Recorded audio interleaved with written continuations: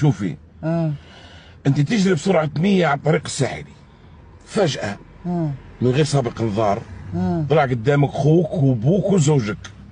علي شنو تعفسي؟ زوجك. باهي نعود لك السؤال بطريقه اخرى.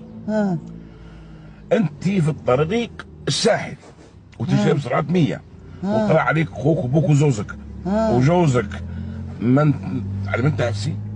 زوزي. ركزي شوي، أعطيك فرصة أخيرة. أرحم بيك، ركزي بمدة وجهك هذه، أنا شاك فيك بصراحة. مدة وجهك هذه بتاع إنسان يستر الله إن شاء الله.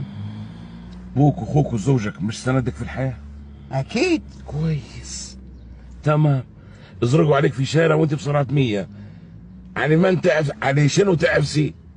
يعني أنت توا رايك ان انا نحفس على باتي ولا على اخويا اسندي في الحياه اللي ما يتعوضوش ونسيب راجلي؟ لا، نحفس على راجلي.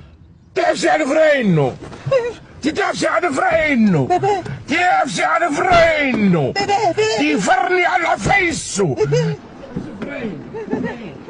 تعفسي فرينو عادي.